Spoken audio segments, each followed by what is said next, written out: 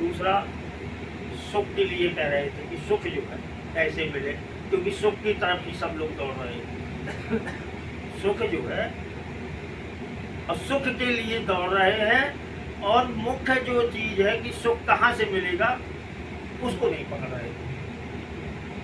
सुख तो मिल जाएगा आपको, सांसारिक सुख। आप पैसा सोचते हैं कि पैसे से ही सुख आता है, तो पैसा के पीछे दौड़ रहे हैं, पैसा कमा रहे हैं, चाहे नीति से आए चाहे अनीति से आए, पैसा आए, पैसा हो जाएगा तो हम सुखी हो जाएंगे, तो नहीं हो। हाँ, मानसिक सांसारिक क्षणिक सुख मिल सकता है, लेकिन एक होता है आत्मिक सुख, आध्यात्मिक सुख, परम सुख, जो अंदर आपके परमात्मा बैठे हैं आत्मा में, उस आत्मा में जो सुख प्राप्त होगा वो स्थायी है। वो कैसे मिलेगा? वो राम नाम से। तो राम नाम से ही आपको धन आ जाएगा और सुख मिल जाएगा। और राम को छोड़ के धन के पीछे जाएंगे तो चाहे आप जितने करोड़पति और जितना धन हो जाए, लेकिन सुख नहीं रहेगा। क्योंकि आप देखिए, बड़े से बड़े अगर राम नाम से विमुख हैं और धनी हैं तो वो भी गोली खा के सोते हों, है ना। वो सुख नहीं है। जो आध्यात्मिक सुख चाहिए, आत्मा का सुख चाहिए, वो केवल राम नाम से मिलता है।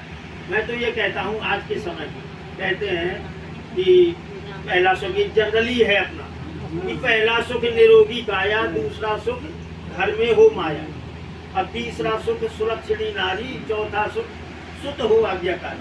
तो सुत आज्ञाकारी ऐसा नहीं कि है नहीं, है भी, लेकिन अधिकांश ऐसे भी सुत हैं जो पिता परेशान है कि हे प्रभु इसको ऐसी बुद्धि दो कि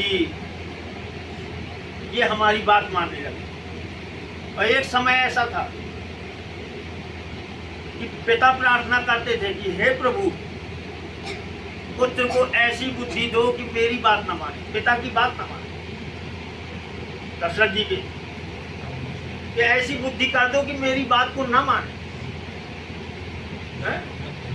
और आज जो है कि हे प्रभु ऐसी कृपा करो कि पुत्र मेरी बात मानने लगे।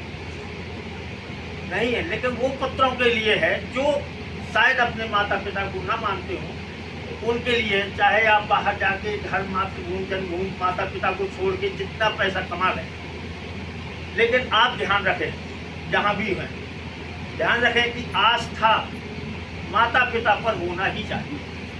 निष्ठा केवल एक प्रभु का, एक परम पिता परमेश्वर है, जो निष्ठा केवल एक पर, और आस्था जैसे सभी देवताओं पर, गुरुओं पर, ऋषि संत महात्माओं पर, ऐसे ही माता पिता पर आस्था होना चाहिए।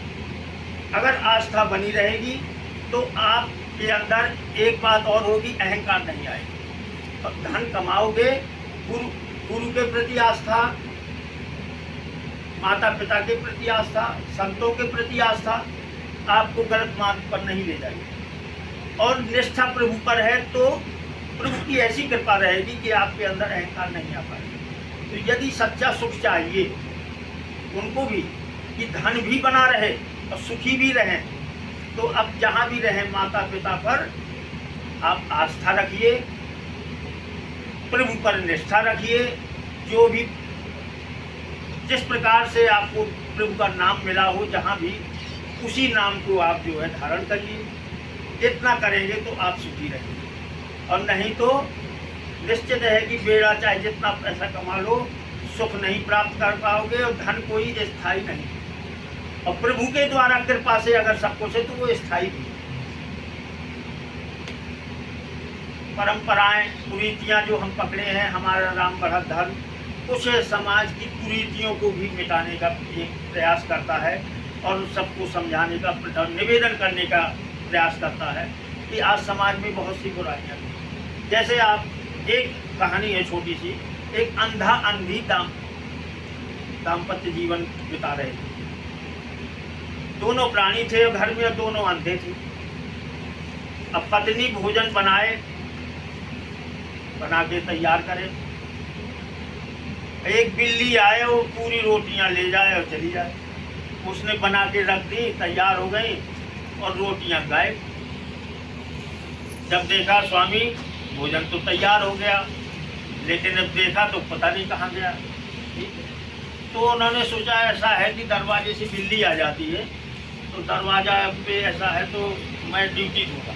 तो एक बांस या छड़ी ले करके और उसका पति जो है दरवाजे पे बैठ जाता कि जब तक तुम भोजन बनाओगी तब तक मैं जो है रखवाली करूँगा।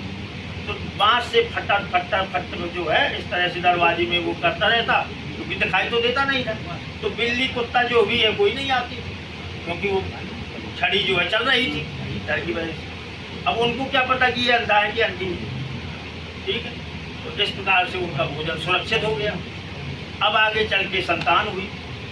संतान अंधी नहीं थी, लेकिन अब वो देख रहे थे कि हमारे पिताजी फट फट किया करते थे दरवाजे में बांस जब माताजी भोजन बनाती थी। तो अब वो नहीं रहे, वो समय नहीं रहा, वो परिस्थिति नहीं रही। लेकिन आगे उनका लड़का और बहू भोजन बनाए और लड़का एक डंडा लेके दरवाजे पे बैठ के फट फट करता था। तो अब क्या उसको जरूरत थी? अब तो आंखों वाले थे। तो ऐसा ही कुछ चल रहा है समाज में, जो निराधार है। और समाज में बहुत सी कुरीतियाँ और रूढ़िवादी हैं जो चल रही हैं, और उसका कोई आधार नहीं है, कुछ नहीं। पूजा पाठ भी नकल से होता है। वह माताओं में देखिए, उन्होंने कहा उस घर में वो व्रत होता है, उसकी पूजा होती है, वो मंदिर जाती हैं, चलो हम भी जाएंगे। नकल देखा देखी पूजा चल रही है, वो व्रत रहती हैं, हम भी व्रत रह रहे हैं। उसका कोई पता ही नहीं है कि ये क्या है व्रत, क्या अस्तित्व है, क्या आधार है, ये क्यों रहती है। तो ये बहुत कुछ है। ऐसी एक बात और चल रही है, जैसे गौहत्या समाज में आज भी अभी ये है, पुराने समय से भी है कि किसी को गौहत्या का दोष लगाते हैं, तो समाज के लोग उसे बैठ करके उसको दंड देते हैं। दंड के रूप में क्या कराते हैं, ये आप लोग बुजुर्ग हैं तो आप ज़्यादा बता सकते हैं। यही है कि गंगा स्नान करवाते हैं, और कुछ ब्राह्मणों का, कुछ समाज में कुछ लोगों का भोजन प्रसाद कराते हैं। और कुछ होता हो तो कोई आप थोड़ा अपना अनुभव बताइए कि आपने क्या देखा है। तो क्या कराते हैं, या कोई पंडित जी आते हैं और कोई उसका विधि विधान कुछ दिन समाज से वंचित रखा जाता है। समाज से वंचित रखने के बाद उससे जो है कहा जाता है कि भैया तुम अपना खुद जो है अपने हाथ से सिद्ध करो, भोजन खाओ पियो, मतलब एक तपसी जीवन बिताने के लिए।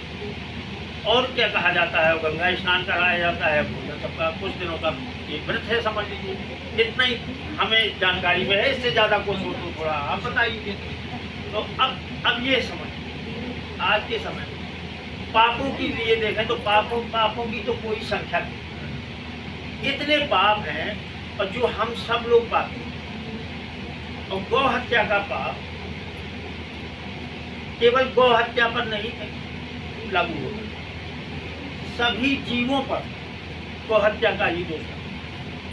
अलग से नहीं है कि चिड़िया का दोष, कि बकरी का दोष, का हत्या का दोष लगे किसी की।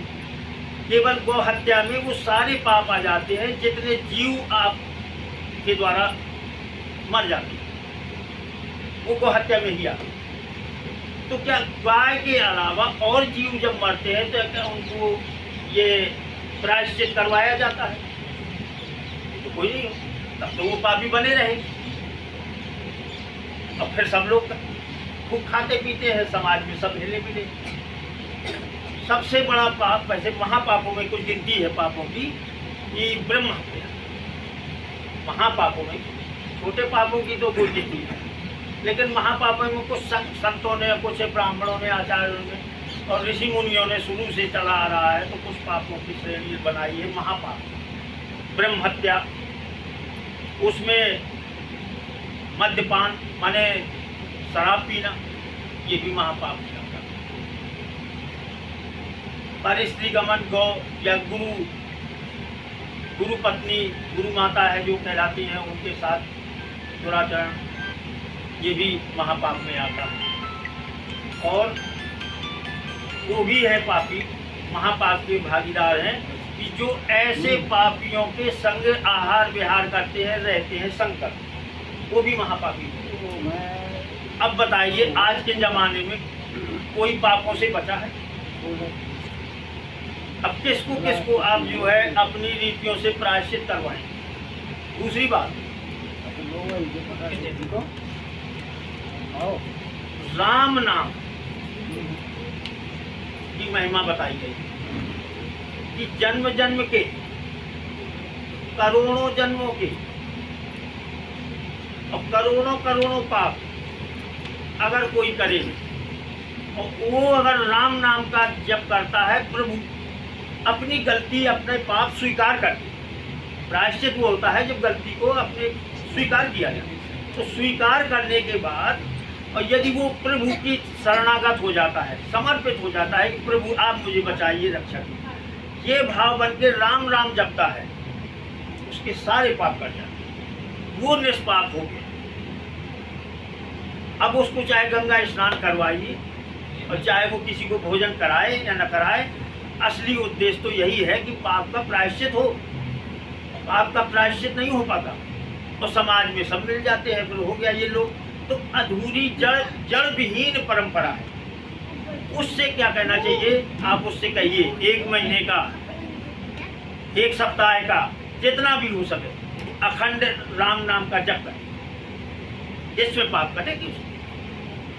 उसके लिए कुछ ऐसी विधान बनाए, राम नाम का जप करें। चलो गंगा स्नान, गंगा जी के लिए भी कहा है कि दरस परस मज्जन पाना है, इसको काम करें, गंगा स्नान करें, राम नाम का जप करें। वैसे गंगा जी गुरु जी के वचन है, ये गुरु जी के द्वारा हमें ये संदेश प्राप्त हुआ है कि गंगा मैया भी कहती कि मैं भी राम नाम से ही प्रकाशित हूँ, मेरा जल गंगा जल के कुछ नहीं है, और यदि मेरे जल को राम जल करके प्रयोग किया जाएगा तो वह अमृतमयी। तो राम जल, गंगा जल को जब राम जल, तो इसलिए कि जब राम राम ही चलने लगा तो वो राम जल है। जल भी पियो तो राम राम, भोजन प्रसाद लो तो राम राम, राम राम की जय, सब जगह राम राम हो गया। उसके पापों का प्रायश्चित हो जाएगा, निष्पाप हो जाएगा, और वो उसके साथ में जो रहेगा वो भी पापों से रहित हो जाएगा। ऐसी कुछ परंपरा होना चाहिए कि हमें अगर, और जब राम नाम कोई जापक है, राम नाम जपने ही लगा है, तो आप आएंगे चले आएंगे, आने के लिए आएंगे नहीं, कटेंगे, उसको कटना ही कटना है। तो उसको राम नाम का जप करने वाला निष्ठावान भक्त है अगर, तो उसको पाप कोई लगता ही नहीं। और वैसे तो अब मैंने बताया कि ये जो है समाज में है, जो होना चाहिए तो ये होना चाहिए कि भैया राम नाम का जप करो, राम नाम का जप करवाओ, सब लोग मिलके उसका सहयोग करो, और उससे ये कहो कि राम नाम का जप करो, फिर भंडारा करो, राम नाम का प्रसाद पाओ, वो हो गया, निष्पाप हो गया। लेकिन वो स्वीकार करना चाहिए, जो स्वीकार करके प्रायश्चित करना चाहता है उसका राम नाम, एक बार राम कहने से ही करोड़ों पाप करते हैं।